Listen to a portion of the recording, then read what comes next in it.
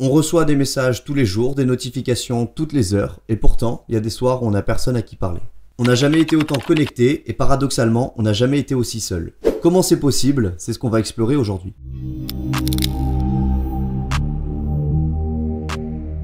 La situation que je viens de te décrire, c'est pas ce que vit une ou deux personnes de ton entourage, mais une très grande majorité des jeunes. En effet, 62% des 18-24 ans en France disent se sentir régulièrement seuls selon un sondage réalisé par l'IFOP.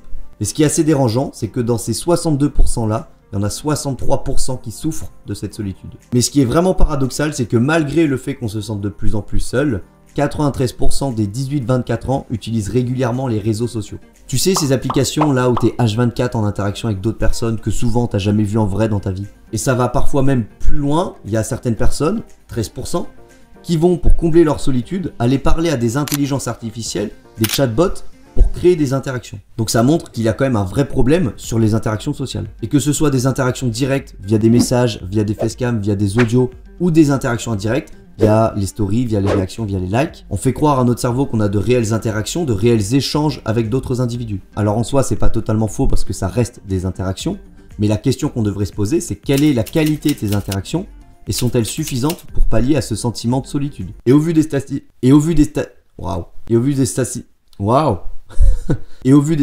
que je viens de te donner, on va pas forcément avoir une réponse favorable, mais on va essayer de nuancer tout ça. En fait, les réseaux sociaux, c'est pas que bon ou que mauvais, ça dépend de notre utilisation. Si tu vas sur les réseaux juste pour prendre des nouvelles de tes proches, y a rien de négatif à ça. Mais du coup, pourquoi tu vas sur Instagram alors que tu pourrais juste envoyer un SMS? Et c'est là où ça devient intéressant, c'est que les réseaux sociaux, ils ont réussi à assembler plein de petits trucs pour nous faire rester sur l'application, mais surtout pour nous donner l'impression qu'on s'est créé une identité sur la plateforme. Alors qu'on soit bien clair, je suis pas là pour faire la morale, moi-même j'utilise les réseaux et c'est pas forcément négatif de se construire une identité, ça peut permettre à certaines personnes de s'affirmer, d'autres à les aider à construire leur identité, etc. Mais il faut être au courant des potentielles dérives de ça. Et notamment le plus gros mécanisme expliquant cette solitude via les réseaux, la comparaison sociale.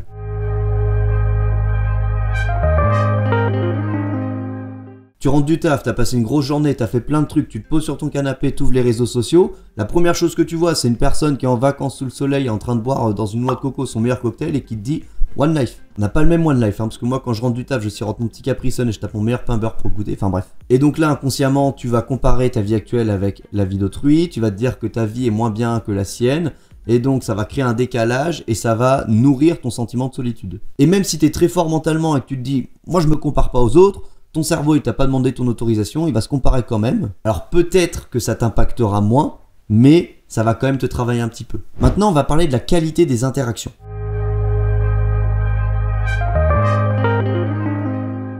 Quand tu parles à une personne en face de toi, tu vas déjà avoir une communication verbale, tout ce que tu vas dire, les blagues que tu vas faire, les anecdotes que tu vas raconter, et tout ça, ça construit déjà une discussion. Et en plus de ça, tu as la communication non verbale qui va amplifier la profondeur de discussion et les émotions ressenties. Quand ton pote en face de toi, il hausse les sourcils, il se plisse les yeux, il croise les bras, il se gratte la nuque, il te touche la cuisse, quoi. Waouh! Tout ce non-verbal, il accentue la discussion, il la rend plus profonde, plus vivante. Alors que quand tu communiques par message, tu sais pas comment la personne pense, comment elle réagit à tes messages. Tu lui fais ta meilleure blague, tu crois qu'il va rigoler, alors qu'en vrai, il va juste réagir comme ça.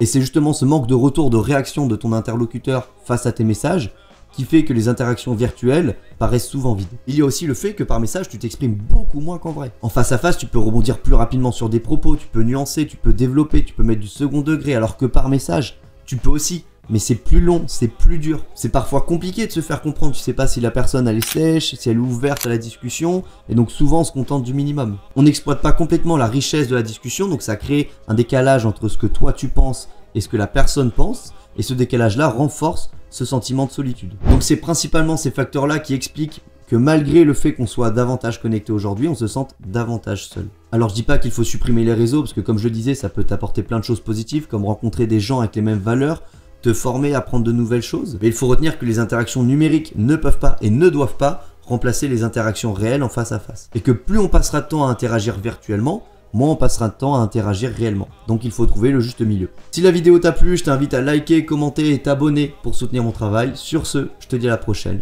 Ciao.